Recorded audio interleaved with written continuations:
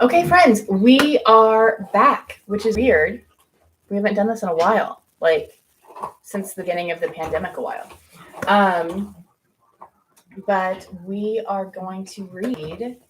Um, oh, my Lanta. Hold on. Stop. We're going to read F. Scott Fitzgerald's The Great Gatsby. So, Gatsby has been one of my favorite books since I was in junior high, I think. And it was the first book that I read to kind of like be a pretentious know-it-all reader. And the first book that kind of made me fall in love with, I don't know, flappers and the whole vibe. So, and also kind of the first book that made me fall in love with American literature, because I'm not super down with it. But I love I love F. Scott Fitzgerald, and I love Hemingway, which probably means I have some own work to do in my own mental health. We'll delve into that later. So Gatsby went into the public domain this year, which means we can read it and it's royalty free, and we don't have to worry about getting the book pulled down, which is not always the case with Storytime with Lonnie. So that's exciting. But for those of you who are new to Storytime with Lonnie, here's how it works. We read a chapter or two. For Gatsby, we'll probably read a chapter, so it'll take us about 9 days. And that's it. And I just record and we go live, and then they're on YouTube if you want to pick them up later for whatever reason, and they're there. It is about the time of year where, if you are in school, you are starting to get your summer reading list, because school is ending, and so you're getting like all the stuff that you're supposed to read for the summer. If you have books that you would like someone else to read to you on your summer reading list, you don't want to have to read, send me suggestions and we will see what we can add to Storytime with Lonnie. Because this is fun for me. It helps me get my reading in and it helps my brain work. That also helps you guys be able to listen to books, which is sometimes easier than sitting down and reading them, especially for those of us who struggle with dyslexia or any other kind of reading neurodivergence. So, if you have never read Fitzgerald, he is a special snowflake who had his own demons and his own issues. But I really like this first paragraph from the preface, which just says this: The Great Gatsby does not proclaim the nobility of the human spirit. It is not politically correct. It does not reveal how to solve the problems of life. It delivers no fashionable or comforting messages. It's just a masterpiece. The best reason to read literature is for pleasure. And one gauge of F. Scott Fitzgerald's achievement is that many admiring readers are unaware of the complexity of The Great Gatsby, because the novel is a pleasure to read. So, without further ado, we are diving in.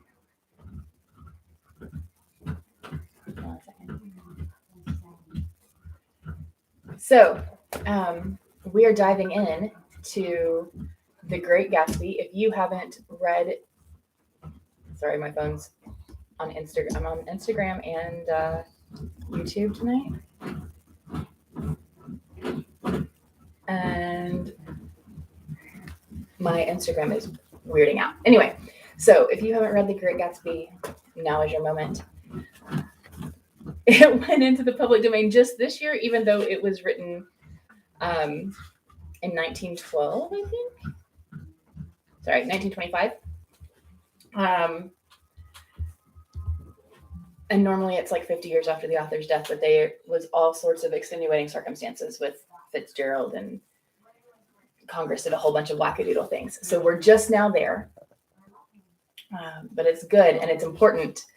And it's one of those books that like everybody reads or quotes or references, and it has a lot of pop culture references now that we don't even necessarily understand or pay attention to.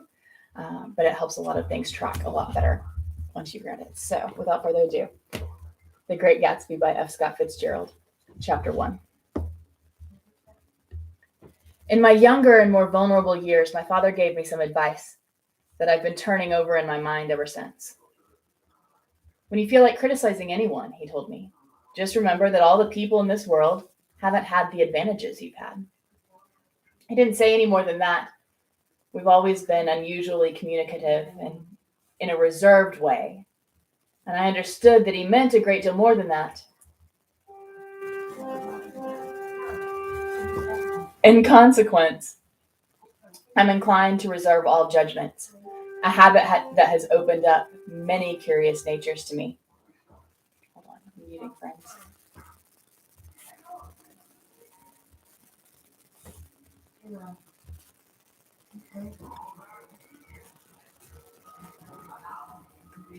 Um,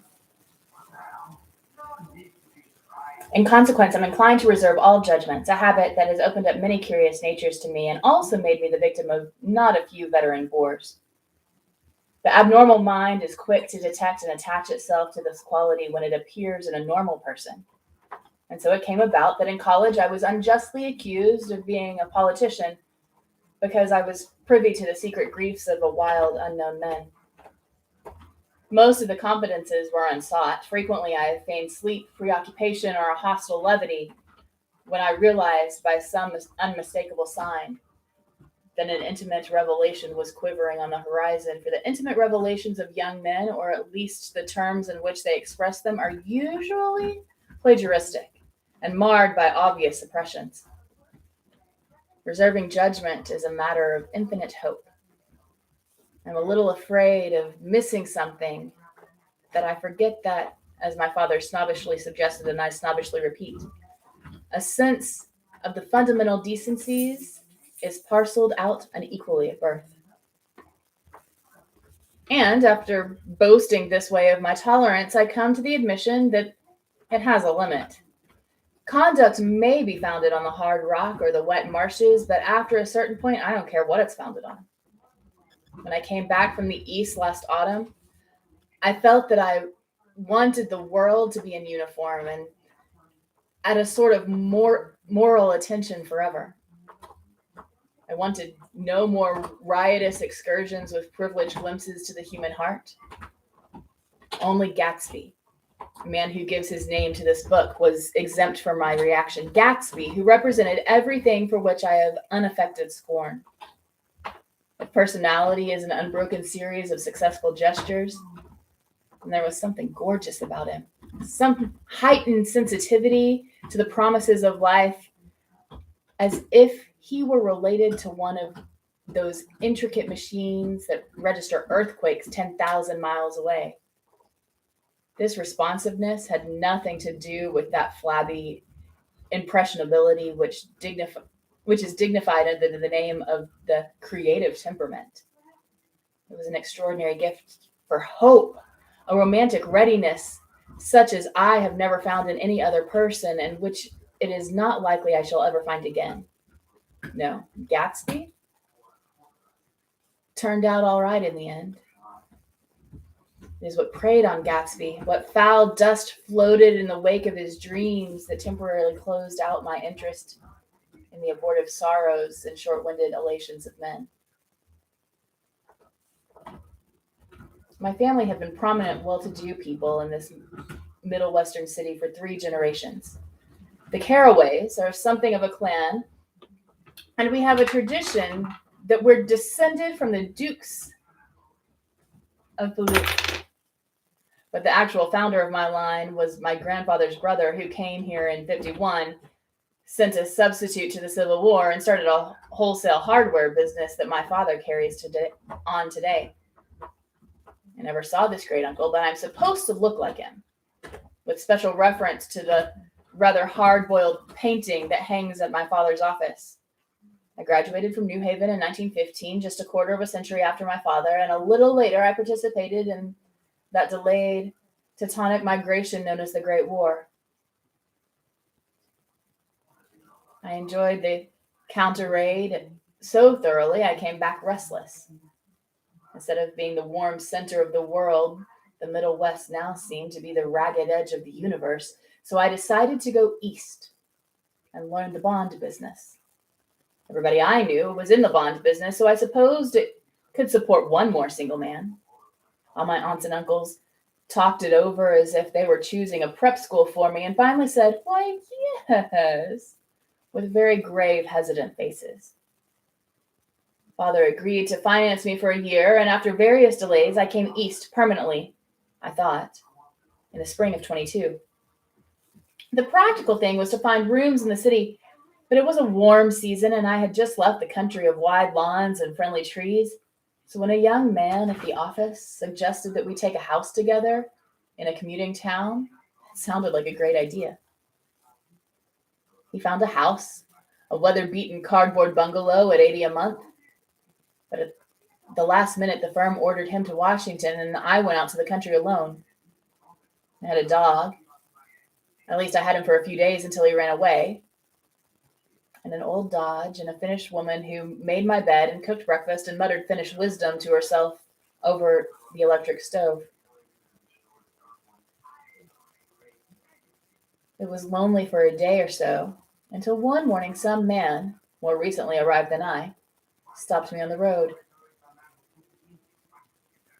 "How do you get to West Egg Village?" he asked helplessly.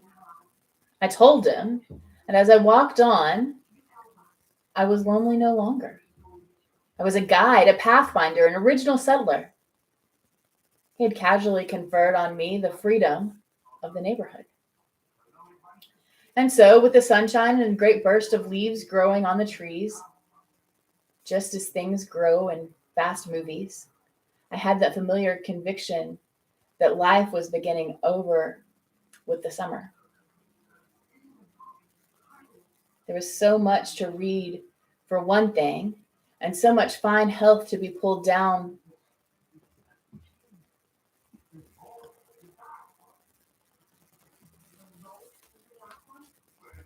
Hold on a second.